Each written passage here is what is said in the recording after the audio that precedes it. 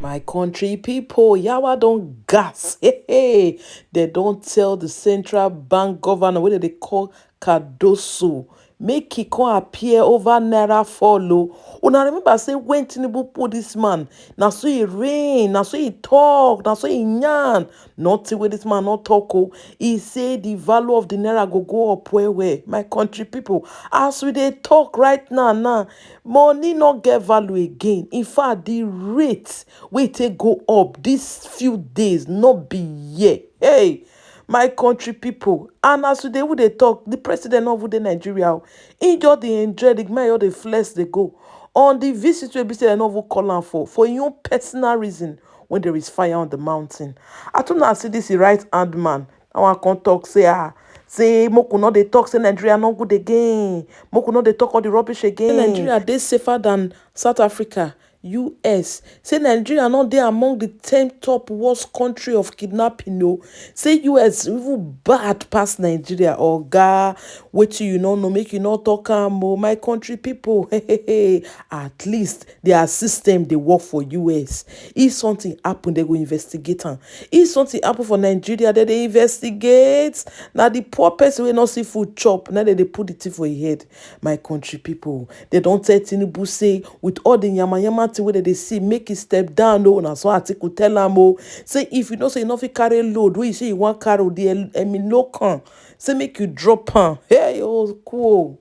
Nigeria's former Vice President Atiku Abubakar has asked President Bola Ahmed Tinubu to step aside from office if the shoes are too big. Atiku accused Tinubu of fiddling with Nigeria in the face of worsening insecurity. His tweet reads, Tinubu is playing fiddle while Nigeria is drowning in the ocean of insecurity. To imagine that the commander-in-chief is on a so-called private visit while kidnappers kill a nursing mother and grandmother in Abuja for failing to pay 90 million naira ransom and 2 monarchs in Ekiti, among other regular tragedies besetting Nigerians. If the shoes are too big for Emi Lokan, he should step aside. Nigeria does not need another tourist-in-chief. The country needs 24/7 leadership to confront the pervasive insecurity and collapsing economy. Well, the special advisor to the president on information and strategy, Bayo Ononuga, in reacting to Atiku's statement, said Atiku is nursing the hangover of his electoral defeat, adding that the former vice president now latches onto any issue to attack President Tinubu. His tweet reads in part, Alhaji Atiku Abubakar's statement accusing President Bola Ahmed Tinubu of fiddling amidst some security and economic challenges is, to say the least, reckless. President Tinubu did not travel without informing Nigerians of his whereabouts. He announced a private visit to France and announced a return date. While in France, President Tinubu has been following developments at home and he is on top of the situation in the country. He is in constant touch with his officials and security chiefs and has directed them to stamp out every form of criminality in the country. Just last week, President Tinubu approved 50 billion naira as special fund to address some of the lingering security challenges in Northeast, where Alhaji Atiku hails from, to cope with kidnapping challenges in the FCT. President Tinubu also approved funds for the acquisition of equipment to track criminals. If Alhaji Atiku is really concerned about security issues and not playing cheap politics, he should have known that President Tinubu is on top of issues and working hard to restore peace to every part of our country. In the meantime, senior advocate of Nigeria, Femi Falana, has faulted President Bola Ahmed Tinubu over his trip to France. Falana, in an interview on Sunday, said Tinubu's visit to France is embarrassing to Nigeria, especially as the French government has not recognized his presence.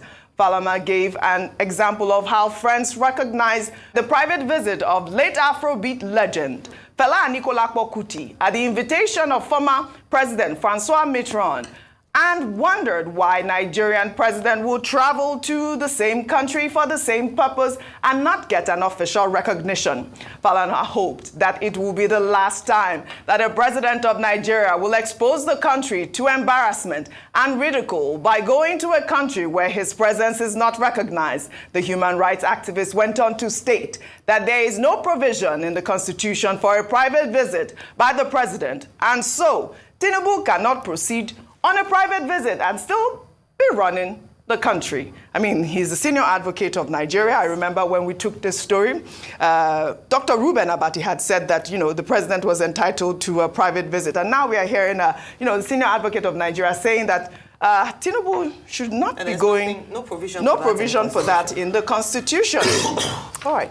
So this is very sad, Oji, because the moving video by Honorable Rotimi where he was crying, when a grown man begins to cry in public, unable to control himself because of the state of insecurity, then take that to the cries of the mothers and fathers whose children are currently in kidnappers' den, and the only thing they did wrong was to go to school, where their boss was cornered by kidnappers and they were apprehended, and now their parents are being asked to raise 100 million naira. From where? Now bring that into the mix of all this happening, and then the president of the country, who is the chief security officer, is on a private visit to France. Now, anything can constitute a private visit. He's entitled to holidays. He's entitled to leave. The fact that he's the president doesn't mean he's not allowed to travel. However, when your house is on fire, you cannot be on a private visit. It is almost unheard of. The embarrassment of this trip is not just the fact that the French government didn't acknowledge the president. The ridicule, and by ridicule in this stance is how ridiculous it is, and the embarrassment is that there's so much going wrong with insecurity in Nigeria. Absolutely. And the president has not deemed it fit to cut short his trip. No matter how, I'm trying to think, my mind is trying to think of what could be so important, what could be so, that the country is literally almost on fire. Yeah. And you are still away. Any leader, any president, and that's why I'm saying we must elevate our leadership, because people are giving excuses. When I read Mr. Bayo Ononuga's tweet, with all due respect, I thought this job must be very difficult. How can you come up with statements to defend the indefensible? And then you come up with saying, no, he gave 50 billion naira to the Northeast. Special fund. To Atiku's place. Is Atiku the president? It shouldn't be. That's why I said earlier that there shouldn't have been no response. Instead, what Nigerians want, not responses, not going back and forth. Let's not politicize this. These are real lives being affected. These are children dying or being abducted. I mean, they've died. 2 children. Yes. Unfortunately lost their lives. The response Nigerians want right now, action. That's it. No statement. Action. No more. They're launching this initial intervention that, but it's not. I mean, so it's too early to call, but it's obviously not deterring these criminals. In fact, they become more brazen, so that they've started to attack traditional leaders and prominent persons. No life is more important than any other person, by the way. But just that when this happens, then there's a huge cry, and then we're going to attack. We're going to control. Well, rather than having phone calls, because Governor Ibanji said that the president called him for 1 hour to commiserate and talk about the issues, rather than having virtual meetings, why is the president not cutting short this all-important private visit? You can't imagine this happening anywhere else. And that's what I'm saying. We must not begin to make the abnormal normal and make excuses for what should not be heard of and be saying that, oh, it's justifiable because he's still meeting with people, from afar. Then going back to the vice president's statement. In 2012, the dollar was less than 200. The naira was less than 200 naira to a dollar. Inflation rate in 2012, when he was complaining, was 12.9%. In 2024, under his own administration, inflation rate is more than double what it was in 2012 when he was complaining. The dollar rate is more than almost 5 times, more than 10 times of what it was at the time. So what shall we say to these things? Because it means that it's an admittance of failure on the part of this administration to be unable. You might say, oh, give them 1 more year, it's too early, but they knew what they were getting into. And President Tinubu himself said it, that no one should give him any easy passage because he understands the bulk of the work he's coming to inherit and the problems he's coming to inherit. But the first thing is, let's get those children out, let's secure lives and properties, and then we can begin to talk about other things. Well said, Ayo. When you see the killing ratio is akin to things happening in Gaza, Heavy bombardment everywhere. Assault on life and property. Assault on life of money in the pocket or in your bank. Because if you keep money in your bank, you are worthless. 2,423 people If killed. you kept 1 million naira in your bank last year, Oji, the 1 million naira has halved in value today with over 23% inflation rates. Right. That's why you're seeing people being killed. And when Atiku Abubakar talked about it, I was saying President Dr. Badu said that they ought not to reply. The truth is, they should bring out one line, what Atiku Abubakar said. President Tinubu, I think holiday is over. Holiday is over. Come back now. Well, you're not the only one. You can't be sitting in Paris and be doing holiday and people are suffering in this country. President Tinubu, holiday is over. Holiday is over. Come back now to fix the problems on ground. In the meantime, an old video has surfaced showing Vice President Kashim Shettima bemoaning the level of poverty back in 2012 when he was the governor of Borno State. Shettima in the video narrated how a group of young boys broke the windshield of his friend's car, yelling expletives because they appeared affluent, while the masses suffered. Incident that happened to my friend. His wife and driver were driving through Kano City. And some young men came out and broke the windscreen of the car and told them in Hausa that Shogu kuna jindari mumuna wahala. Bastards, you are enjoying, we are suffering. And those young men did not run away. It was my friend's wife and driver that scampered away. And very soon, we'll reach that boiling point unless we wear our thinking caps and work for the people. And the most important yardstick has to do with the quality of governance. There is more to leadership than primitive capital accumulation. No matter how much you steal, beyond a certain point, it's just a number.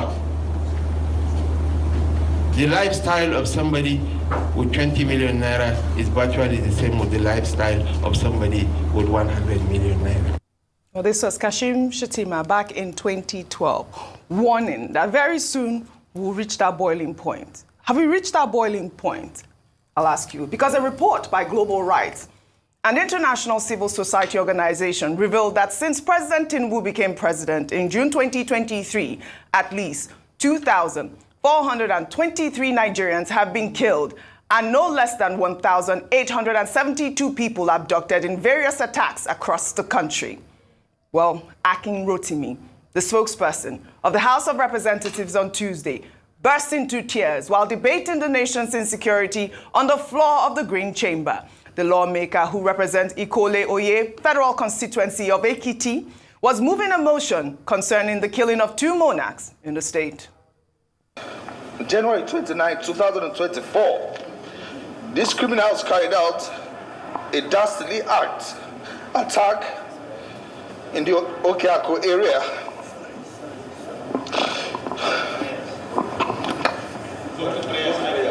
In Ikole local government area, resulting in the death of 2 traditional rulers and leaving a host of others with life-threatening injuries.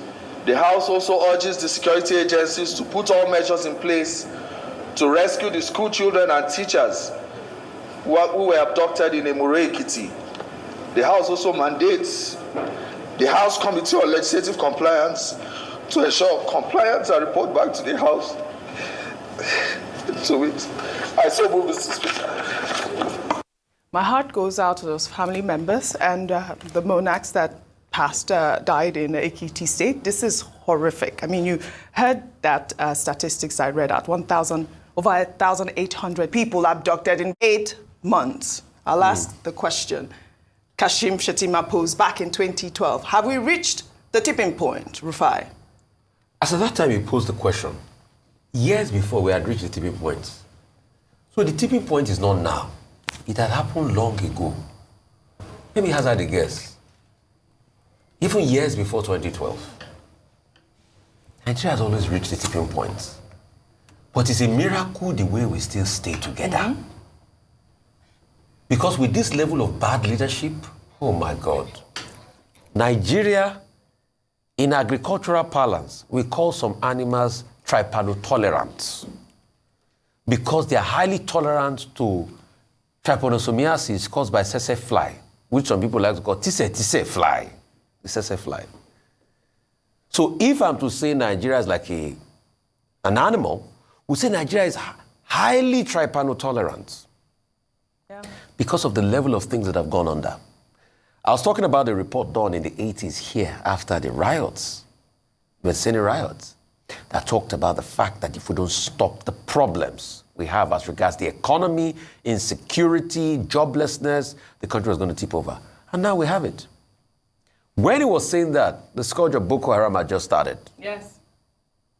What escalated the killing of Muhammad Yusuf had just started.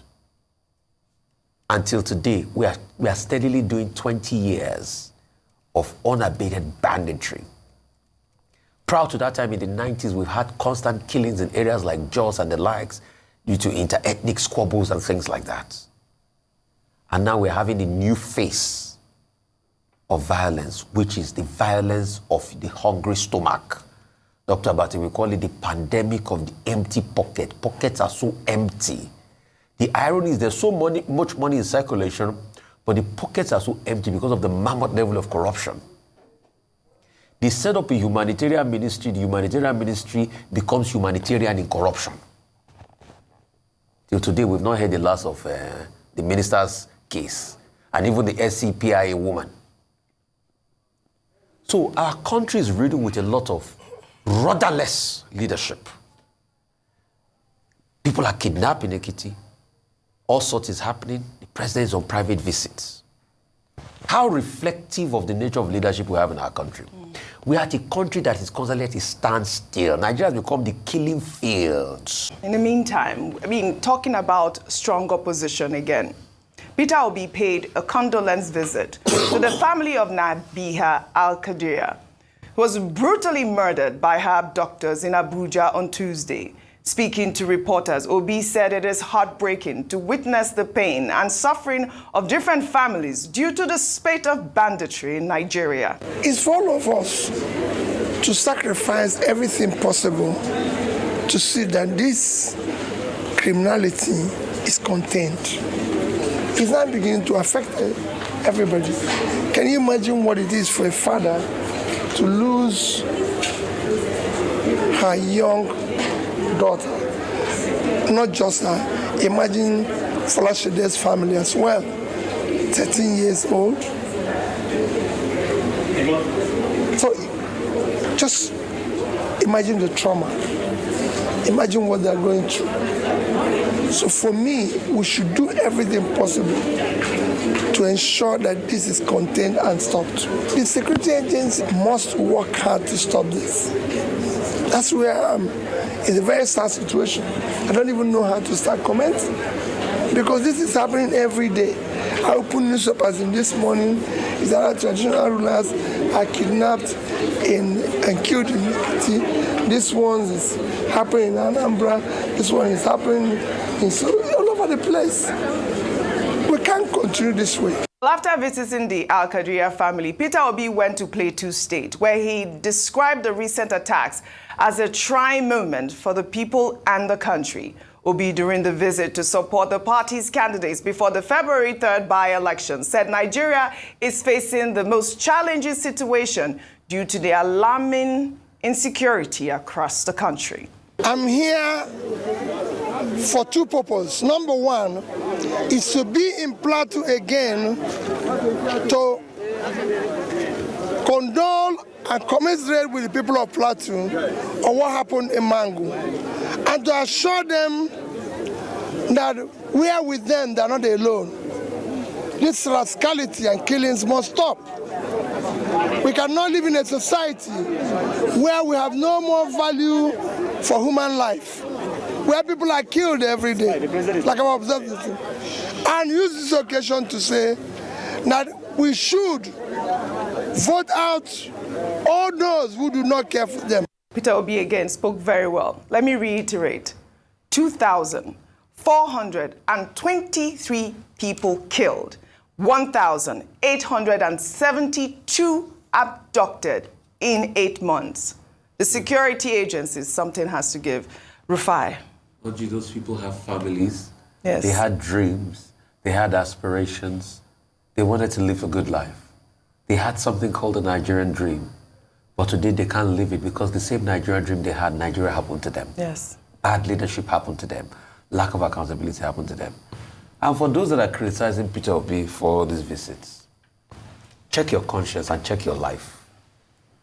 When the president is found wanting somewhere on a private visit in Paris, and the man that ran in the same election, that didn't win, that went through the court process, that also lost in the court process, take it upon himself to fill in the gap where there's a vacuum in nature. Absolutely. Then you start to criticize the man. Are you not part of the problem of Nigeria?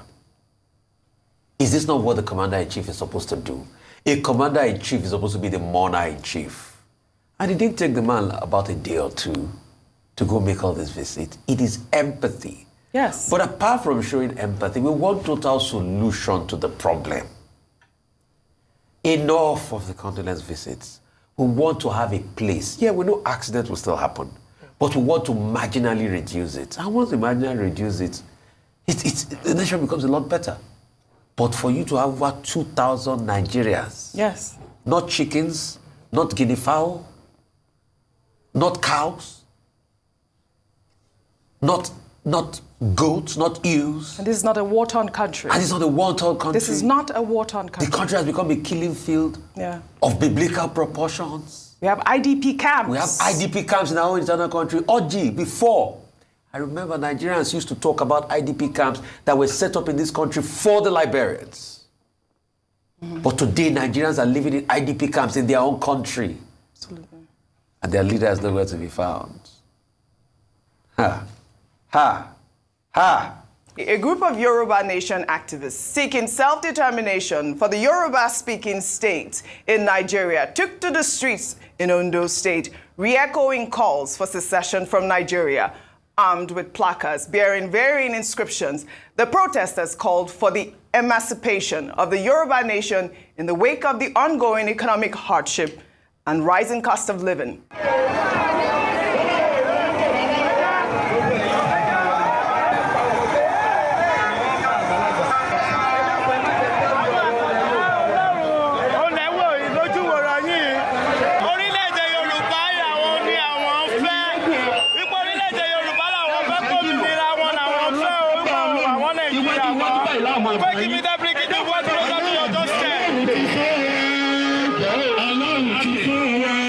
Rising cost of living. I mean, this is what we're seeing now. I was just asking you if Sunday Igboho is back, and he's still in Germany at this point. But this sounds like but it's what's happening right now.